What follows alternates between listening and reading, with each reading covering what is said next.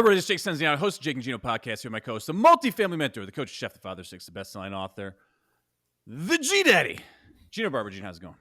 Jake, I'm doing good, brother. I'm looking forward to this interview, Jake. We've got a residential broker on. We're not going to beat him up too much today. We're going to have a little bit of fun talking about flipping, maybe owning some multifamily, maybe investing in multifamily. How you doing? I feel like you're dictating to me right now and telling me to careful what I say. Kidding. Anyway, it's like, Jake, don't be mean to him. Don't be mean to him, Jake. Here we go. Today's guest is a full-time real estate investor and owner of Cal American Homes. He specializes in flips and has completed over 400 in the last 10 years. And even had a show on HGTV, Vintage Flip. So without further ado, Jessie Rodriguez, welcome to the show. Thanks, guys. So happy to be here, man. You know, I've got the boxing gloves on. I'm ready to go. I'll battle the commercial guy against the residential guy any day of the week. Dude, it's a 2-on-1 and Gino weighs 300 pounds. So get ready for this. Dude, I'm nimble, bro. Like, I'll move around. Jake is already lying. I only weigh 250, Jake. Okay, not 300. Dude, so that's linebacker status. Good for you, bro. Dude, I'm so happy to be here, guys. Thanks for having me. I really enjoy your guys' social media content. I love multifamily. I'm not big in the multifamily game. I'm big in residential. I love residential. I've been working with Blackstone or Invitation Homes for 10 years on their single family REIT. So I feel like I'm commercial, right? I'm working in that asset class, but in the resi world. how did you get into real estate? I mean, you 400 flips in the last 10 years. Bring me back to the first taste of real estate for you. So I started as a mortgage guy in the early 2000s, rode that until the market crashed in 2007, and then flipped over to selling houses, right? Market was done on loans. I got tired of being beat up behind a desk and thought it'd be easier as an agent, which, you know, we all know is not easier. But there was in 2007, the only thing selling was foreclosures or short sales. So I just said, you know what, I'm going to go be a foreclosure agent. And I started going to conferences, you know, to default conferences, landed GMAC and then Wells Fargo, then Bank of America, then Fannie Mae. And that's the quick version, right? There was a lot of pain in there. But by 2009, I had 200 listings and I became a top broker in the foreclosure world. And that's when I realized, like, I only wanted to work with investors. So sold a couple thousand houses from 2008 to 2012. 2012, I was introduced to a group called Treehouse, which eventually became Invitation Homes. That was funded by Blackstone. And they were new to the market. They were buying in Arizona. They were buying in Southern California. And, you know, a title rep, believe it or not, a title rep said, hey, we got this group. They want to buy a couple houses. Do you want to help them? And I'm a realtor that just never really says no to any opportunity. So I was like, sure, I'll meet with anybody. I met with them. They're like, we want to buy 100 this year. I was like, oh, okay. Well, so I started doing acquisitions for them in 2012, and I built a team around it. So I took all my assistants. I had about 6 or 7 assistants in the dispo days of REO. And I came back to the office. I said, hey, guys, now that we don't have as much REO, we're an acquisitions team. And I just flipped all my assistants and said, let me teach you how to buy houses. We're going to search the MLS. We're going to pound the pavement. I've got an unlimited real cash buyer. And we just started going, man. And then before you knew it, a couple months later, I was 20 escrows a month with them. And that rode all the way to 2015. So it was a good 3-year solid run of acquisitions. As I was acquiring for them, I was already flipping. So in 2010, I did my Why did it first slow flip. down in 15? Because so for them, the rate of return that they wanted, the cash on cash prices started pushing up. They didn't think it made as much sense. They continued to buy though forever. Let me just say at the velocity they were buying, right? So I had a team. I wanted to do 200. So 2012 to 2015, blank check, go. Just get it. Everything's on sale. Blank check, and it's like they would suck everything up, right? The analyst basically said everything is 50 cents on the dollar in California, right? We look at the historic appreciation. They said even if this goes back up to 25%, this is a no-brainer on the equity side. The cash flow was insane. I mean, I was buying at like a 10 cap for them. Are these hold investments for rentals, or would they eventually sell out once they hit an IRR? So I believe when they first kind of came to market with it, it was going to be a 7 to 10 year hold. And I'm not positive on this, right? They ended up, so they were privately capitalized in the beginning. I believe it was a 7 to 10 year exit. They ended up going public. So they trade under the INVH ticker. So it's a REIT, right? They pay a dividend. And from what I know now, there's no exit. Like the machine is so big. They're at 88,000 single family in America. So I believe they're the largest still, and their returns are so good that they don't actually want to fully exit any part of their portfolio other than we do dispos. So if you kind of keep going forward, in 15, we stopped buying or slowing down, I should say, right? Like there'd still be the one-offs. But then I started getting dispo listings from them for a couple years. And it would be like they would just kind of scrape the bottom. Like it was like, oh, that ended up being a bad buy. Or they would buy a pool, right? They'd come to guys like you, maybe have a couple hundred houses and dump a pool on them. And they'd want, 180 of the 200, but they had to buy them all. So then they'd give me 20 listings and say, we don't like these. These are 2 1s. We want 3 2s. They don't fit in our box. And then so then I started doing a couple hundred sales for them per year. And then, so they're a great client because they're always like following the market. So then a couple years ago in 2019, all of a sudden it was like, hey, buy again. And then we went to Vegas and I bought 150 homes for them. So it's a client. So I don't think they're exiting. I don't think that's in their business model anymore. I think it's all about just hitting their returns. Cap rates started really high. They started dropping it as the market, as they needed to over the years. I believe they're still actively buying. I don't do very much acquisitions. I'm doing a lot of dispos for them in a couple states. But it's like not, selling 200 homes for them when you own 88,000. It's like, I don't even want to say dispo, right? Like almost sound like that's not really dispoing. No, it's like it's tidying up the house. You're cleaning up, spring cleaning. Yeah. Yeah, if I sold 200 houses that I owned, it'd be dispoing. It'd be like he's exiting the market. For them, it's it's a fire hose. For me, it's a water hose. This is for shooting your dogs. Right? Yeah. But so I mean, I just fell in the niche of working with investors, banks, hedge funds, and then guys like you, right? As my business started to progress, and I started realizing like I just have this. I don't want to work with, standard sellers, and I haven't. I love. Well, it's a lot of work. Hey, man, working with you guys is probably a lot of work too, though. Well, working with me is a lot of work. Gino's a nice guy. I'm a pain in the ass. I'm the 250-pound nice guy, Jesse. You know what I'm saying? Oh, man. So it's easy, though. I pegged you two in a second. Jake's who I'm going to just cuddle on, dude. I'm just like, come on, bro. Let's be buddies. He's going to be the one that always says no. Gino's always going to say yes. Like, it's like. No, Gino'll be like, I don't know. Let me talk to Jake about it. And he'll just ghost you. And I'd already have Jake. I already have you in my ear, though, Jake. I'm like, this is a great deal, bro. Trust me. Let's go. We're going to make some money. You're not seeing it right. You're missing this opportunity. Let's add an ADU to it. Let's get that cap rate up. So, Jesse, let me ask you, though. You've got a hat that says flip. Why are you so addicted to the flip and not getting into multifamily? Because you have the right mindset. You're working with investors already. You know what they're looking for. You know cap rates, cash on cash. You probably know lingo more than most multifamily brokers out there. What's holding you back from taking that step into multifamily? So, it's a good question, right? So I started flipping early on in 2010 and 11 because it just needed capital. When the prices were so low, even if you're selling 100 houses and they were, believe it or not, in Southern California, I don't know if you guys know this, like homes were 150 grand. So working for hedge funds and for banks, I was making 70s. This is in 2010 and 9, Jake. I'm going to send you That's why you had a blank check. I'm going to send you an email of over 100 homes I sold in 2009 and 10 for under $100,000 in Southern California.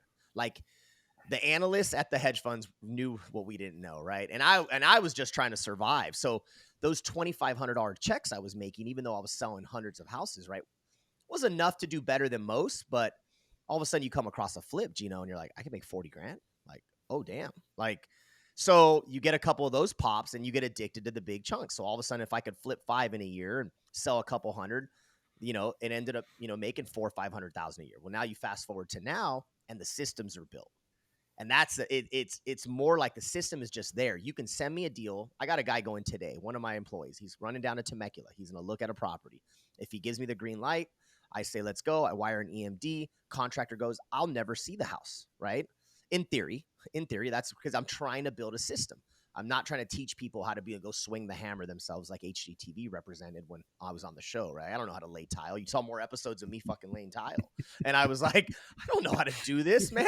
Like, but so they had the towel guy go. Then they're like, all right, put Jesse in and give him the towel and smile. It was like, Jake, it was like insert hands. Right? Like it was like this, like I was essentially a hand model, dude, for tile installations. Like, But so it's like, so here, let me ask you, right? I'm going to present $100,000 flip, or I'm going to present $150 cash flow per month. And that was the part I could never wrap my head around.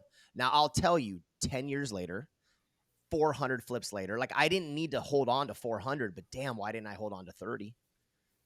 I was counting the other day in my little town that I live in. There's 21 doors that I flipped in my town. And I was just telling my wife, I said, if we would have just held that, considering the appreciation that happened, the rates going down the last couple years, dude, our cash flow would be $50,000 a month or something. Because when I was flipping, 4 years ago, there was no DSCR loans. There was no great rates in the resi world. I know you guys have been dealing with that forever in the commercial world. So, in 2010, 11, 12, 13, if I was getting a hard money loan on those units, it was 8%. The rents on a one bedroom were like $800. Who the hell knew the rates were going to go to 4 and rents on a one bedroom were going to go to 1,800, right? The delta. I sure didn't, or I would have kept it. But I remember, I owned maybe 20 something doors over the last few years, not a ton. And I was cash flowing $100, like 150. And then you get a tenant that's claiming mold. And then before you know it, I'm in a lawsuit and then I'm evicting them. And I was like, or sell that thing and make $100,000. Pay some capital gains and keep rolling the money. Here's the trick. And so we believe in buying deals for the long term. Okay. Holding, cash flowing. It's a snowball, and it starts off very small and it takes a long time to grow. But when the thing starts growing and rolling, to your point, like looking back, if I would have done this, I'd had $50,000 a month in cash flow. When the thing starts rolling, it gets very interesting. And then you get addicted, to your point, not to the flip, but to the hold and to the long game and the stodgy business. And it's just, we're just very lucky. I think the thing for Gino and myself is going back, after the Great Recession, we just started buying deals. We could have flipped them multiple times, but we didn't. We held on to them. We utilized cost segregation, real estate professional status, and maybe just dumb luck. I just, I'd never wanted to flip these deals, and we had multiple opportunities to, and very fortunate that we did not, because ultimately we don't have to go out and do a deal. We do 2 to 3 deals a year instead of 200. So it's a lot less finding the unicorns. Jesse, I'd like to share with you the concept, and for any realtor or anyone out there trying or thinking to get into real estate, into multifamily specifically, we call it the conveyor belt. And the conveyor belt model is basically what you're talking about when you're buying a deal. It's an imaginary conveyor belt. Let's say it's a 5-year belt. All you're trying to do is to try to get deals on that conveyor belt and try to get those deals, that equity, to matriculate. It may take a couple of years. And after a couple of years, people always say you make money when you buy real estate. No, you don't make money when you buy it. You make money when you exit it. Jake and I have been able to exit on, $27 to $30 million of refinances. We haven't sold our assets. You want to crystallize that equity and put it into the next deal. So if I had seen you buying those single family homes, you bought them at a price point, you wait a couple of years, you're able to refinance that equity out and get into a bigger deal, and then get into a bigger deal. It takes a couple of years. And we as humans are linear thinkers. We think that rents are never going to go up. I can guarantee you right now, 5 years from now, rents are going to be another $500 or $600 higher than they are today. We just can't see that. And I think right now the opportunity is going to stop printing money, is what you mean. Yeah, well, but think about it. When we bought our first deal, Jesse, back in 2013, one bedrooms were $350 in Knoxville, and that was pretty normal. Now the same unit's going for $1,100, and I say, let's say 7 years from now, it's probably going to be at $1,800. So for people out there not thinking in the future, right? And that's pretty normal for like the nation. If you look, like one bedroom in an MSA, 1,500, like is not crazy. I want to make one comment too about the residential space. I think anyone that's in the residential space is very smart, and it's interesting because while we may be viewed as like being in commercial, like I don't really think we're in commercial. I mean, we are in the residential space. We're in people's homes, right? We're just doing it on a bigger scale where there's multiple homes in one building. Mm-hmm. I think the risk comes in right now when you're looking at the office space, when you're looking at true retail commercial, because so much of that is absorbed online. I love the residential space for the single fact that people need a place to live. I don't know when that gets disrupted or when people start living in pods or something else other than homes. But I think as an investor, I feel great about the space. So, look, million different ways to do it, but I think one thing is constant. People need a place to live, and that's why I feel sound, being involved in housing ultimately at the end of the day. So. I think so too. I mean, I think we're in the right realm, right? You guys are doing apartments and stuff. I like SFRs. I think I'm so comfortable in the SFR space. I've had a 9-unit, right, 3-story stack living. It was a headache to me, right? Only because I'm not experienced enough. So I'm in my comfort zone. And it's like, I think back to 10, 15 years ago, I was not in my comfort zone when I started working in the foreclosure world with the banks and things. So it's just having to get used to that. But I'm so bullish on SFR that as I've been developing my business plan, for this coming year, it's like, and in Southern California, you guys have heard accessory dwelling units. Yes. ADUs. Yeah, it's a big thing right now. Do you guys have, okay. So in a few states, I don't know all of them, but in California, every single family can be converted now. You can add a back house to it, like essentially a legal duplex. You now have a junior ADU that can be added, which is like under 500 feet. So imagine every SFR is a triplex without having to buy in like an R2 zoning. And then it keeps evolving like every 6 months. It's a way to skirt the zoning to get higher density. Exactly. So, and now there's a new one called State Assembly Bill 9, which you can subdivide a single family lot. Everybody's got a mother-daughter, or what do they call it? Like a mother-daughter suite or something? Mother-in-law suite. Mother-in-law, yeah. So, but this is the thing, as an investor, you go in, every SFR could be a triplex, essentially. So it's an easy way to get higher density. You can now afford to get into places like LA, right, where it's really expensive, where, a 1,000 square foot 2-bed is, 750,000, 800,000. So, and then you could build something at maybe 200 a door. So it ends up being a way that you can start to scale and you can start to get there. It's not as fast as you guys, but it's like, okay, if I can buy 20 SFRs this year, since I already do that as a flipper, right? And that's where instead of like low hanging fruit, if I'm going to flip 40 houses this year, peel off 20 of them to keep, add 20 ADUs, there you go, there's 40 doors, right? And then just do that again a couple more times, and I can get to 100, 150. That's my play going forward in the next 2 years. Why not take advantage of the Southern California market, right? We've got some of the highest rents, the highest appreciation. My cost segregation will be really, really good in the depreciation because they're $1 million properties. So I mean, that's kind of what. How does that look if you flip those? So if you go in and you view it as a flip, but then you add the mother-in-law suite. Is that pushing up the flip a lot, or is that a different buyer pool that? No, it pushes up the flip value a ton. You're forcing the equity on that. It does. Those, I mean, that's like the main. I mean, I didn't know if it would be like an investor versus like just someone that wants to occupy the unit, and if it messed with like the value in a negative way. But you're saying it's just all positive. No, so it helps a lot. Like, so in certain places, if you're going into LA, where we already have higher density, right? It's city living. And I mean that even outside of downtown, let's say 10, 20 mile, 15 mile radius. Yeah. The extra unit is the difference of the affordability of being able to afford in that community. Mm-hmm. Because but aren't they going to hate on you? Because like in LA, I feel like if you have your car parked outside, they're calling you like car poor. So like you got to be careful of the haters out there, right? No. You're thinking like Beverly Hills or Bel Air. Okay, like, so you don't want to do that in Beverly Hills because then you're going to be like a dirtbag, right? So you can do it outside of the hill. Okay. No, you're like in the smaller, communities that have been gentrified that are hip, right? Where like everybody's parking on the street already. You can still park your Range Rover outside and they won't call you a scumbag. I got you. Okay. So it's probably a Tesla nowadays. It's probably a Tesla.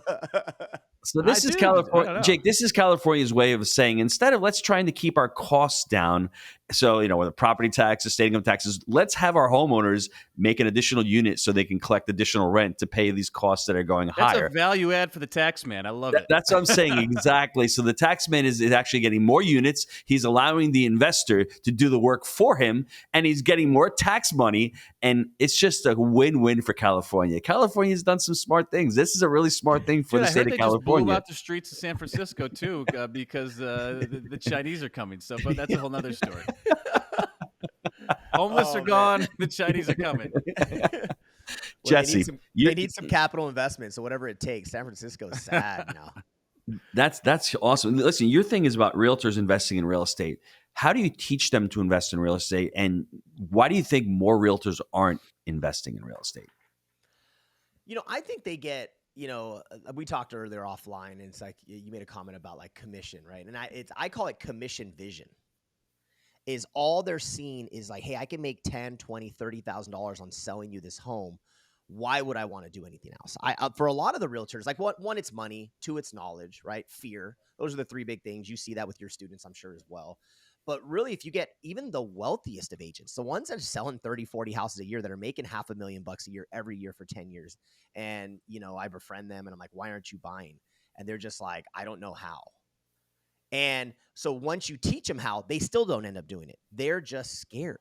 Like it's not that they don't believe in the product. They just don't believe in themselves, believe it or not, which is really interesting. And that goes from the most, conceited, cocky realtors out there. So what I try to do is help them, so I've owned my company now for 15 years. We have no retirement. You guys have no retirement, I'm sure, unless it's a 401k or it's your buildings, but we don't have No, a that's pension. not true. I got to push back on that. So we actually have something called the golden ticket. And if you've been with our organization for at least 2 years or more and you're approved by your peers, you can invest dollar for dollar, no fees, no AC fees, no asset management fees, directly into our deals. And that is our alternative to the 401k, because we don't believe in it. We don't invest in 401k. We don't do 529. We invest in ourselves, and our team members have actually been able to follow and do that. And then we're not, the super smart original thinkers. We got this from the book Small Giants. Oh yeah. So that's been a way for our team members to really share in the upside of our organization. So I think that's awesome. And you're beyond a lot of them. I mean, think about the biggest real estate residential brokerages. They don't offer that, right? Ones that are much larger than you. I don't know anyone else that offers this, but we believe in it. And it's been great for us. So I mean, imagine the commercial broker that's been working with you for 20 years, right? That's been a great business partner to you, bringing you some great deals. And they're 65 years old. They're ready to retire. And if they didn't save anything, they have nothing, right? And they sold some great deals to you because they didn't have the vision for those deals. They were scared. Right. And that's the one that maybe that doesn't want to learn from you and stuff like that. So I started seeing that. All these agents have started coming to me over the years. I befriended them. We were small, right? We're small brokerage, 20-person brokerage. And every day I'm talking about flipping, investing, right? Hedge funds, cap rates, performas, all that kind of stuff, since I love that stuff. And I get an agent one day that's like, hey, I want to flip like you. He's actually was an intern. I was paying him like $10 an hour. He was going to college. He was doing my BPOs. And he's like, Jesse, I want to flip like you. And I was like, well, do you have any money? He's like, I can ask my mom and dad. He was like 20 years old. I said, get 50 grand. I'll show you how to flip. He got the money. I, had a deal. I said, okay, you take this one down. We'll do it together. He made some money. He did it again. He graduated college and said, I'm going to be a flipper. He's 30 years old now, or 32 years old. He's got 140 doors, flipped more houses than me already at this point. Like the student became and that's when I realized I need to do this for more. So then all my realtors, I'm like, why don't you own a duplex? Well, it's like, it's just planting the seed, Jake, like, right. Like they just don't believe they can do it. Why are they not doing it? They don't believe in themselves. It's a crazy thing. Cause when we interact with them, they're like, they're very pompous, right? And they're always posturing. But really, when you break down that shell of insecurity that they have, they just don't think they can do it. They're scared. And so just by giving them confidence and putting them in the right environment, I've succeeded with my agents. So then I decided, well, how do I take this to the masses and start teaching realtors? And I'll be honest, I'm gonna put it right here in the universe. It's a self-fulfilling prophecy for me, because I want to teach you how to bird dog and find deals. Because if you can't buy the first, sell it to me. Like that, what's the catch? That's the catch. Like, let me teach you so you can bring me a deal, because I'm not charging for this. Like, it's just, I want you to send me deals. I want the best deals. I want to know, that if you think of something that, damn, this could be a great opportunity, call Jesse. Jesse will buy it from you. He'll let you represent him. He'll relist it. He'll partner. I'll JV if it's a great deal. And it's a way that I don't have to do off-market hunting anymore. Because I feel that realtors have the best deals. I don't know about you guys, if you guys are going direct mail all the time or direct to seller, but all I hear from all the gurus is wholesale this, direct to seller. Man, I get the best deals from agents. Maybe not on the MLS, but through an agent before it goes to the MLS. Because imagine, it's having millions of wholesalers. If you think of a realtor like that, they're the front line. They're the one whose cousin inherits a home, right? Who now lives out of state, who just doesn't want it because they're inheriting a ton of money. And they're like, just blow it out to an investor. I don't want to go clean that house. That was my dad's dream, not my dream. I'm not a landlord. So I feel, and then you sell 2 or 3 to me, Gino, and you end up, then do the 4th yourself. Do the 2nd one yourself. Like, none of my realtors sell to me anymore. My 20 in my office all flip themselves, all keep it for themselves now. And I feel like somebody was like, "Oh man, you're training your competition." I said, "Fuck, dude, there's a million realtors or two. I don't even know how many. Like, I'm not training my competition. I trained my friends to actually have some money so that I'm not the one paying the bill every time we go out," is what I did. Jesse, I got some good news for any realtor out there listening. If a pizza guy and a drug rep can get into multifamily, and that's Jake and myself, and we can become successful in multifamily, you are already in the greatest business on the planet.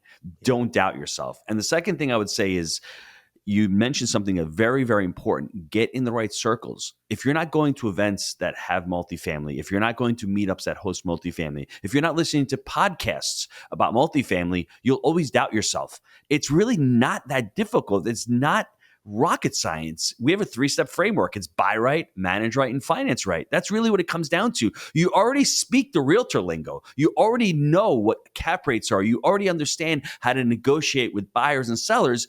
All you need to do is maybe adjust your mindset a little bit to think a little bit more long-term and to really get some confidence. And how you do that is by surrounding yourselves with people in the multifamily space and by looking at people who are in it going, they're not that really big deal. You got a pizza guy and you got a drug rep doing it. If those two morons, or as we like to say, jabronis can do it, anybody can do it out there. That's the reality. There is no posture here. It's just that you have to have the vision and you have to have the goals to want to do that. And I think creating long-term and creating real generational wealth is done by buying a couple of deals and holding them long-term and letting that equity crystallize. So we always say transactions pay the bills, which is great, but equity will always make you rich. And if you can think about that and start with one home and then hold it. Yeah. But what I wanted to ask you is, how do you decide when you're buying that flip, whether it's a flip or you're going to hold it and rent it out? What is your criteria for that? So everything I buy, it's the 70 rule, right? 70% ARV. Minus rehab. So I'm trying to buy big deals. In Southern California, it's hard to find that good of a deal. Luckily, our profits are so big that you can go a little thinner and still make some good money. The downside of taking a non-70% deal, let's say an 80% of ARV minus rehab, is it doesn't burr, or it doesn't, you can't get a DSR to cash flow. So the last few years, I think you guys have seen a lot of resi guys be able to come into the game and hold on to some stuff because of the DSCR loans that were offered. That DSCR has been around forever for you guys, right? You asked a residential or a normal investor or a mini investor, a junior investor in the last couple of years, they've heard of DSCR. But 5 years ago, they've never heard of debt service coverage ratio. They had no clue. They would just go, does my income qualify me to buy this duplex, right? Yeah. And if it doesn't, it's why they didn't hold on to anything. So we saw a lot of people get to hold on to stuff in the last couple of years, which was really good. But right now, for me, when I look at that, it's hard. It's hard to get the debt service coverage ratio to make sense at an 8% rate. But luckily in California, because we can add accessory dwelling units, which is kind of a hack that I feel that works really well. It's like I can go buy a small SFR in parts of California still for $300,000, $400,000. Then I can do a garage conversion for under $100,000. So I could be all in at like $500,000 and now have a duplex, right? So now I'm at $250,000 a door in a neighborhood that if I was to buy a straight duplex, it's probably $325,000 a door, right? So I gained $75,000. And what's it renting for? So like a 3.2 in a very normal city, like an hour outside of LA, it's $3,000 a month for a 1,200 square footer. And if you're in at 250, you're good. Yes. You're good. Yes, 100%. Yeah. And so the key is being able to find that, like, you can't buy a 1-1 and then make that make sense, or do a 2-car garage conversion that's 400 square feet. The 3.2s is your sweet spot. It sounds like. I've heard you say it a couple times now. You have to be in the 3.2. You have to do the garage conversion for the ADU, and then the kicker is if you can get a junior accessory dwelling unit, which we're allowed to do, that's all the profit. That's when all of a sudden your cash flow goes $1,000 a month. It's the try. You need the third unit. Then you. So this is how you take over California. You just laid out the plan. You get an acquisitions guy. You take your acquisitions team currently, and you identify this exact model and say, "Go, boys, let's go get it." So give me 300 of these. I feel like I see the sign, JGJ, Jake, Gino, Jesse. Is that what you're saying? We'll systematize your management company for you, because I think that's the real pain point. I'm actually playing the shrink back here, and what I've heard from you so far is you know how to create systems. You just didn't systematize your management enough, and it was painful. So you're like, I don't want to F with this. I think if you 100%. just systematize your management the way you've done your flip business, you're gold. You do your triplex, thing to 300 units, and you ride off in the sunset like Chris Stapleton on his white horse. So Podcast over. 5 years. What- 5 years. That's the plan then. Then I'm So in what Jake is Knoxville really with you guys. Just Jesse, kick it what back, Jake is baby. really saying, Jake is saying, find a property management company that you can possibly partner with and maybe have them do the property management. You're out there doing acquisitions and all. They can keep their costs down and they can own 10 or 15% of the equity on the thing, let's say. And then that would be, you consider your focus is just buying these deals. Your buy right criteria, you're putting these deals on the contract, you're doing all the work on the front end, and then let them manage it. And that, for them, that's a great partnership between you buying and having that property management company. We're just writing your buzess plan today. What a great And then in podcast 10 for you, years, huh? he exits This to is his, amazing. in 10 years, he exits to his relationships at Blackstone. Yeah, I like that. Jesse, last question before we go to the short answers. Tell me the difference between a successful flipper and one who fails at it. I think they overspend. And I don't mean on the flip, I mean in their personal life. You can make 100,000 on a flip, do 10 of those a year and still be broke at the end of the year. Right? And I mean you're going to be broke as a flipper because you're broke as a flipper because of cash flow, right? Like there's too much money always going out. If your personal life is also draining the cash flow until it's recycling itself, you're done. I've seen so many guys that were good and did really well. And I'm like, how are you always underwater? I'm like, you just closed a flip and made $200,000. Operating capital is going to the Lambo. That's the problem. Dude, to the Lambo, to the yacht, to, the vacations. It's you have to, like, why my student Matt did so well, because he was young and he had no bills. That's really, like, he was a hard worker, right? He knew the framework to success and doing deals, but he wasn't spending $30,000 a month for his mortgage and his kid's private school and stuff like that. Like, and I can even say that I fall in that bucket as I've gotten older. My kids are in private school, the house gets bigger. So all of a sudden you're like, well, you got to make more to be at zero. Gino's feeding them organic food. Right? Non-GMO.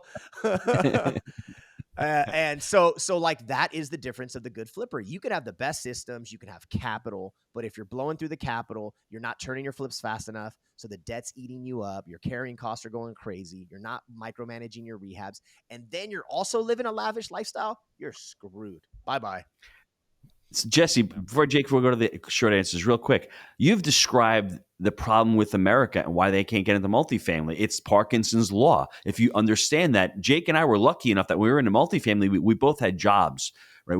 I had the restaurant. He was the pharmaceutical sales rep, and we were out there. And the money that we got from these deals, we didn't use it to fund our lifestyle. We already had a job. We just put it back into the business, and we got good at that. And I would challenge anybody listening to this: read The Psychology of Money. What is your relationship with money? Why are you spending it? Do you need that dopamine hit?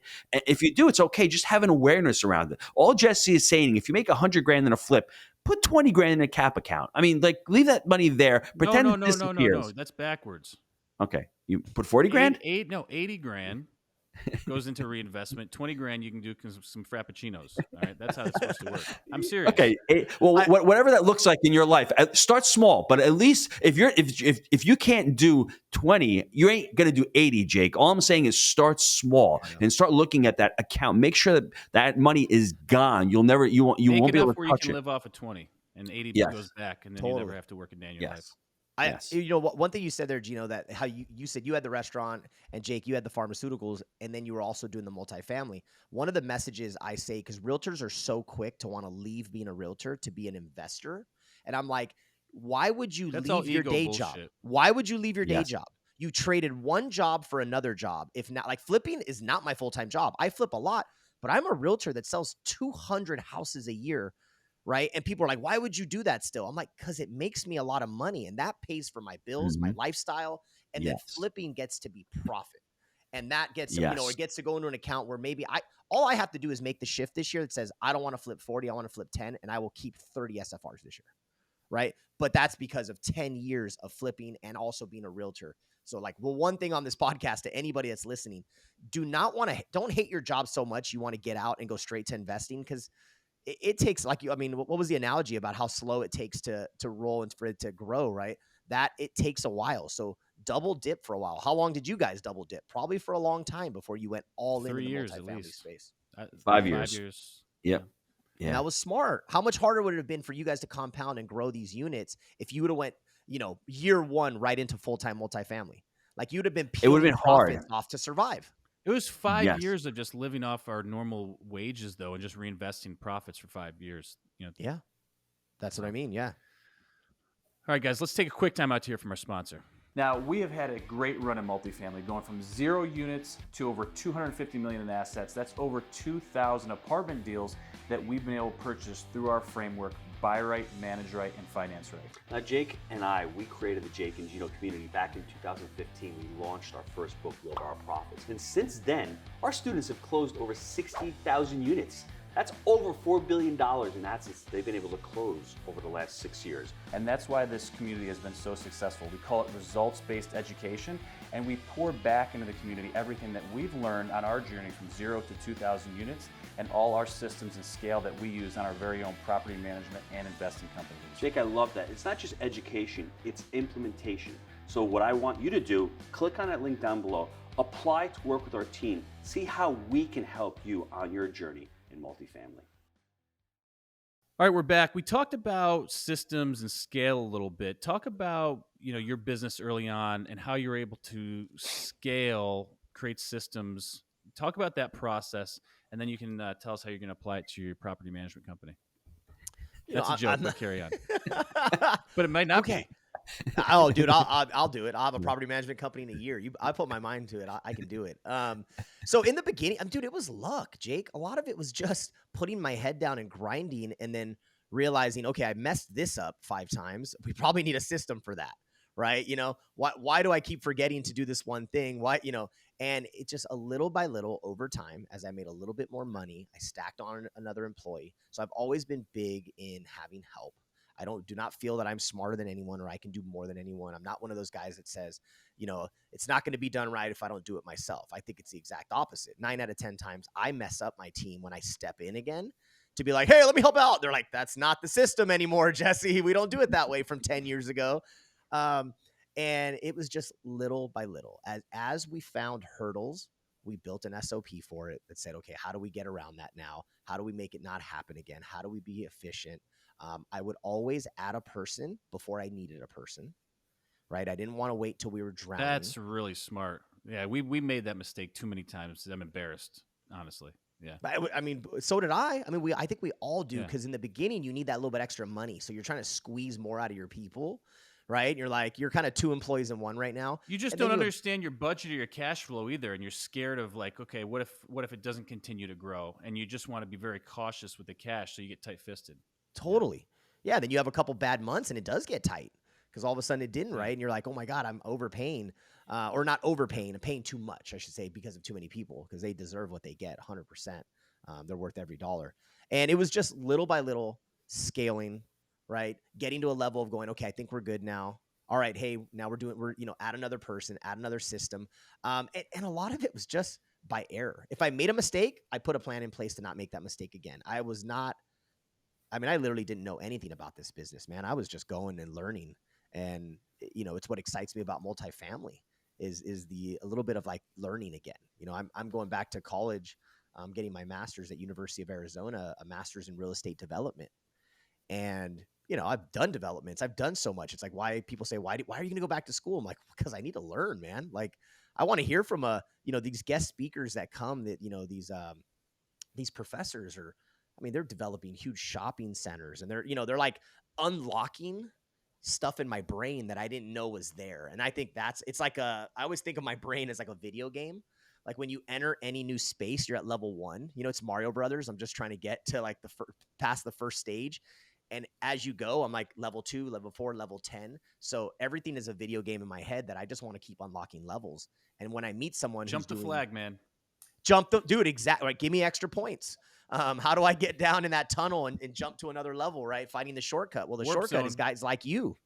That you guys are the shortcut. You're the warp zone. Listening to your podcast, hearing you talk about hundreds of units makes me go, wow, shit, I could buy 10. If Jake and Gino are doing 200, why can't I deserve to buy 10? Like, let me go figure Listen, that out. on Or level 4. 2, if you bust through the brick, okay, you can get up on top of the blue in the dark zone and run all the way through, do a couple jumps, and then there's a warp zone to level 6 at the end of that shit. Okay, Yeah, I love it, dude. up, down, left, right, A, B, start. That's all I gotta say. So I see you understand my analogy then. Loud and clear. So the interesting thing right now, real estate's down in many areas, right? And there may be someone on this podcast right now listening. They might have went with Amazon. I know Dodge, whoever their parent company is, laying off right now. Facebook. There's some folks hurting out there. A lot of layoffs over the last few years. Twitter, right? Yeah. Formerly known as Twitter X, I guess we're calling it now. You're one of these folks. Maybe you got a severance. How do you get started if you're out there saying, I think there's opportunities in real estate? I think we're hitting a low here. How do you get started flipping a house? Like, if you have any advice for somebody, what would be the first place for them to start? I'm a big fan of networking. I have an outgoing personality. I think that's hard for a lot of people. They're very scared, but I think you have to put yourself out there. You got to go to meetups. It's the first place I would go. And you're not raising your hand and saying I have $100,000 in a severance pay because you'll get attacked by the wolves in there. Who wants it? Who's got a good deal for me, right? Yeah. That's how you lose it.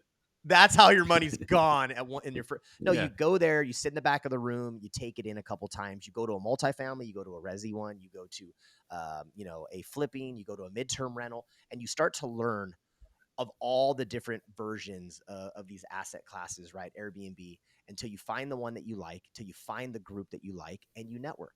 And then from there, you slowly get into, I have capital. Because if you have capital, you're gonna be able to do a deal, right? You can make some friends. Yeah, the hardest person is the one that has, I have no knowledge, I'm scared of doing it, and I have no money. Can you give me a deal? That's the one that's like, get the hell out of here, right? No. Go sit in the back of the room, learn a ton, teach me something, then we can partner. But if you've got and find a deal or something, right? You got to at least find a deal if you're going to. You got to bring something to the table. Yeah. And if you have capital, like just download a ton of your content, right, and other people's content on YouTube and watch it and learn, and then go to a meetup and ask questions.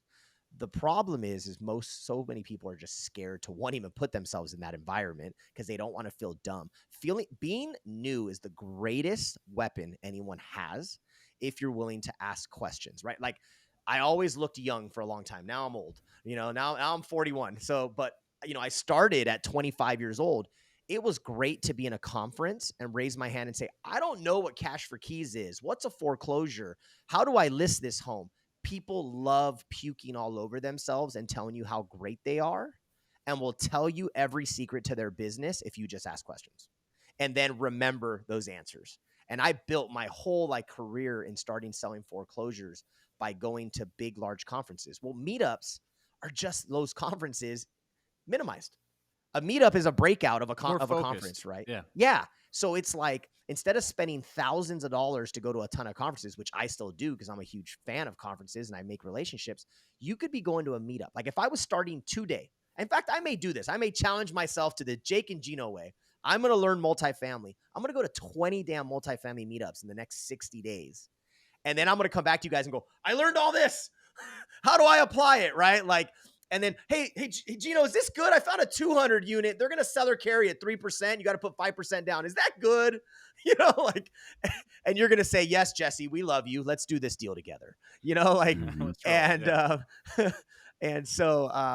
But people just have to get the hell out there and do it. And everyone's scared. You guys see it. You guys are dealing with it every single day. They're too scared to ask questions, too scared to show up. I mean, fuck, I'm scared too. But I got to do it. I got 3 little boys I got to feed. I just don't like it. I'm going to be honest. I just don't like it. I don't want to get out of my comfort zone and speak to somebody that I don't know, but I'm going to do it. Right? Yeah. That's just being honest. Don't feel like it, but I'm going to do it every damn time. Right? I would love to hear from someone that's like, I've never networked and found deals. Cause I'm going to be like, dude, I want to read your book. Cause sure. Yeah. I'd love, I don't wake up every day with this energy because I want to. I crash at 5 p.m. Right? Because it's like you better be some kind of computer guy programming shit that makes the machine do it for you. Then that's the only other way, right? You better be building some badass performers, dude, that are like, ooh, wow, we're just gonna throw money at this guy.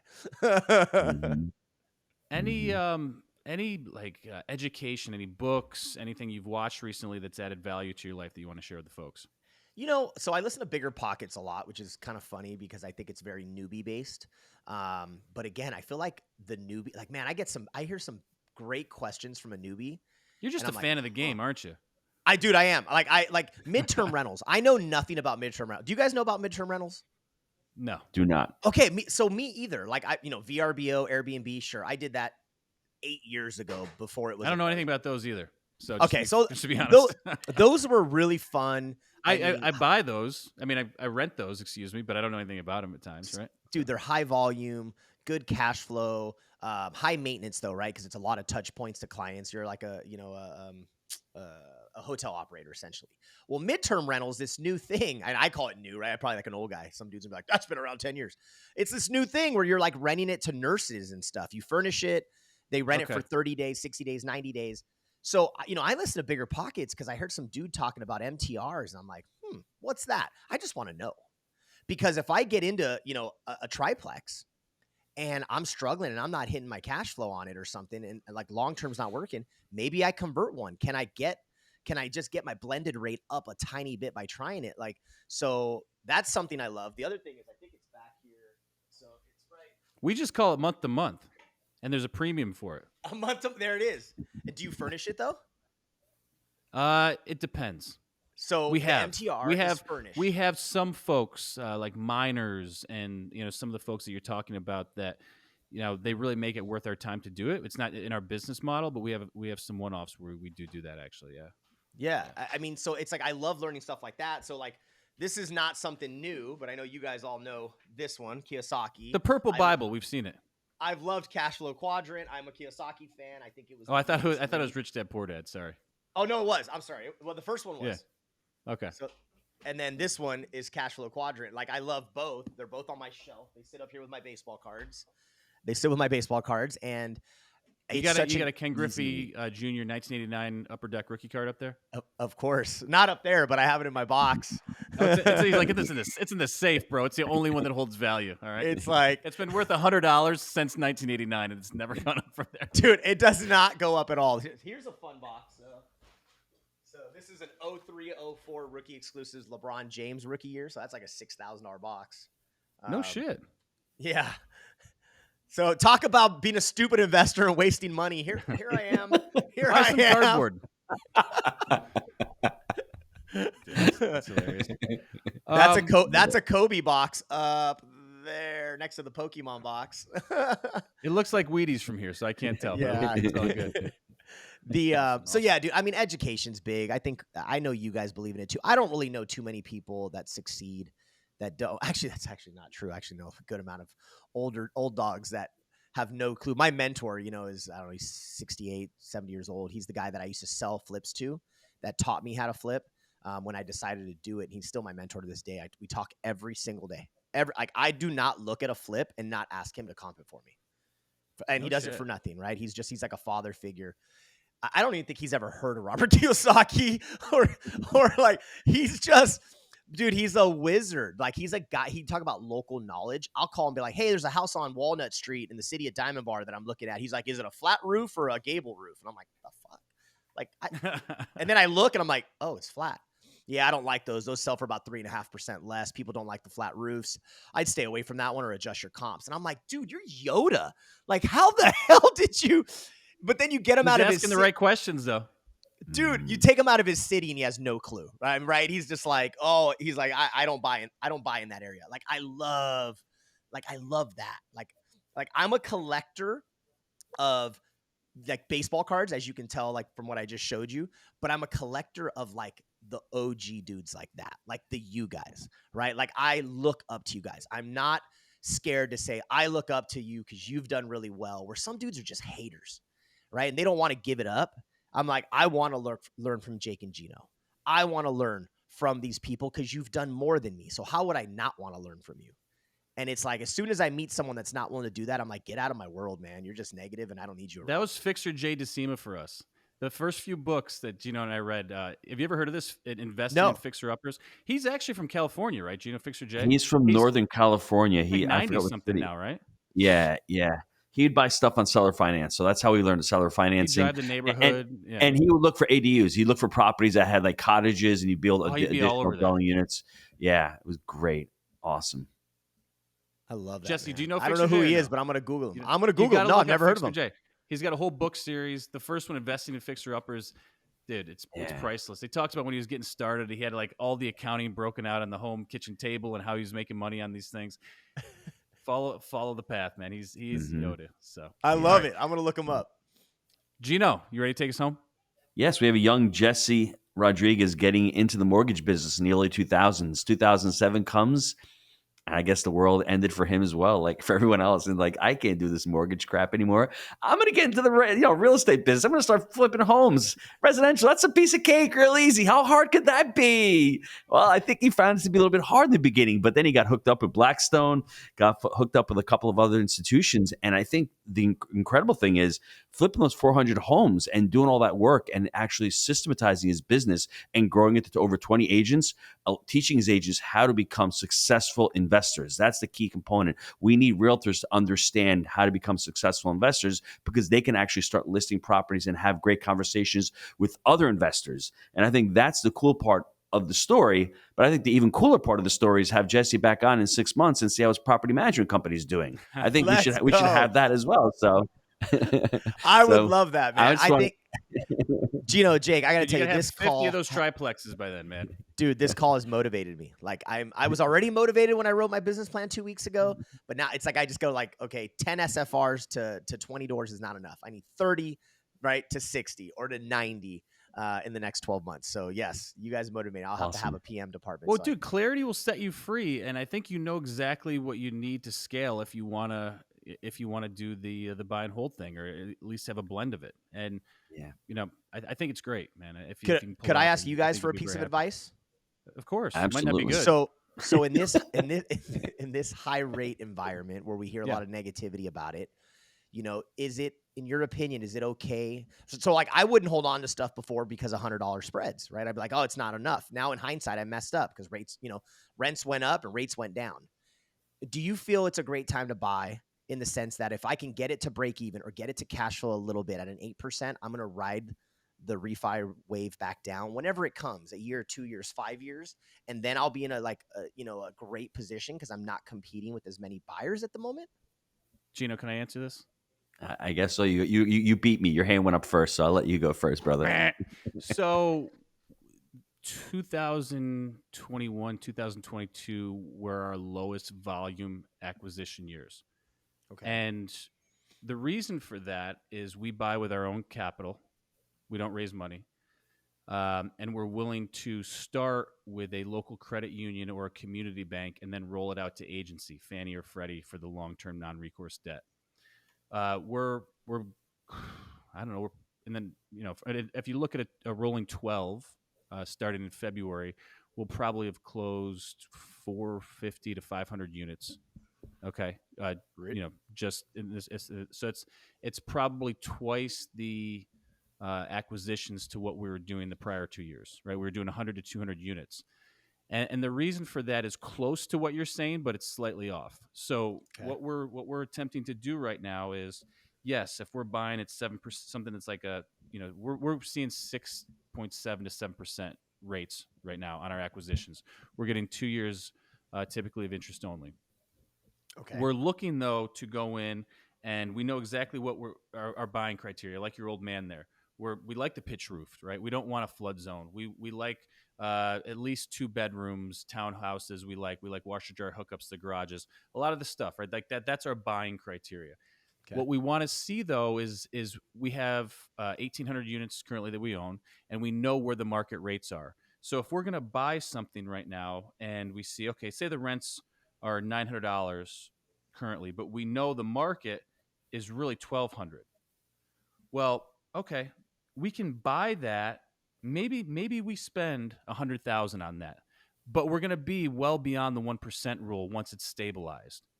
So what we're looking for is blowing past the 1% rule with the current debt in place. But then the cherry on top will be in a few years if rates come down So we're not looking to break even, right? We're looking to renovate to a point where it's much better from a cash flow perspective. And then the cherry will be, hey, if rents go down to 4.5, we're going to be not only doing, we're going to be crushing it. Got it. So we want to make sure that post renovation, we're blowing past that 1% rule. And then the super cherry at the end will be the rates if they come down. But we need to make sure, though, we know our comps extremely well. We get to that point, we're blowing past 1%. So we're good. Like, we can hold at that point. We're not breaking even. We're good. Then, you take the cream when the rates go down. So it's very close to what you're saying, but you need to be better on your buy is what I'm hearing. I think that's always the key, right? It's just like in flipping. When someone says they don't make enough money, it's like, well, you didn't buy it good enough. So it's just getting better and better. You just got to buy. Yeah, you got to make better buys. And so, again, because we're buying larger stuff, 2 to 3 deals a year is all we got to do. Because are you having to keep your money in the deal always at the end? Like, so when you do the value add and you get the increase, the cap rate, right, get you the more future value, are you able to pull your money out, or are you guys like, yes, hey, we're keeping 20% in? Okay, so you're still able to do those kinds of deals. But keep in mind, though, like we just did a refi, and we refied at 60% LTV, and we pulled all our money out. So but that's the function of buying a really good deal. Yeah, you force the equity. We have low LTV, still got our equity back out of it, on to the next one, very safe and secure. Jesse, the only thing I would add to that. Yeah, the only thing I would add to what Jake is saying is make sure you buy in a market that you like. Make sure you buy in a market that is stable. And make sure you buy in a market, or you buy an asset that you're saying, hey, I can hold this for the next 5, 6, or 7 years, because you can always buy real estate. You can't always sell real estate. So you have to understand that if you want to take that risk off the table, fixed rate financing, but also buying an asset that you can hold for the next few years, so that if things do turn downward, at least you'll break even, or you'll be somewhat cash flow positive. But when things do turn back up, hey, you're in the green. So make sure you're buying an asset in a market that you like. I love that, guys. Thank you. So I think that for the audience is so key right now too, to hear that, because that is the question that a lot of investors are scared, right? It's like, am I, or do I have enough? I like going in when everyone's going out, right? Totally. Like, I don't want to compete with a bunch of people. That's why we're doubling down right now, and we're like, let's see how long we can ride this one out. My gut was saying that, right? It was like, I love the negativity of the rates are so high, because it's like, it basically, I feel we're not going to hold on to these rates forever. This is speed dating, and I hope, right? And we have fixed rate financing in place on these rates, but I'm hoping that I'm only dating these rates for 2 or 3 years. And then we're going, 4. I'm going to pull this up right now. And so I have this debt sheet that I look at, and we don't have anything coming due until 2027. But I put this note on there for myself, because hindsight's always 20/20. And we bought this deal. We refied it in 2017, and we put 10-year fixed rate debt on it with a community bank.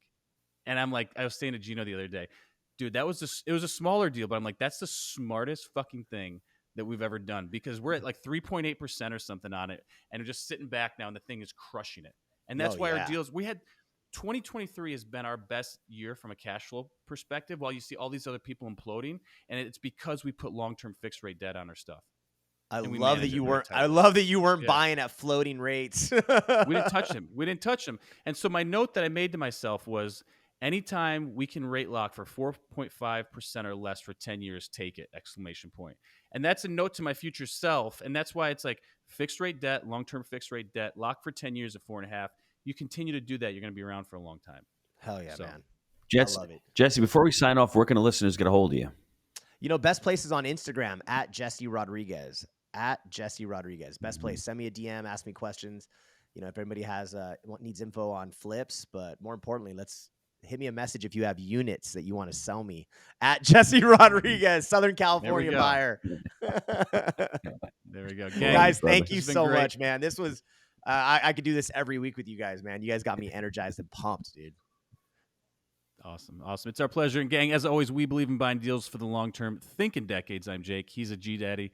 And that's the Flip Master. We'll see you next time.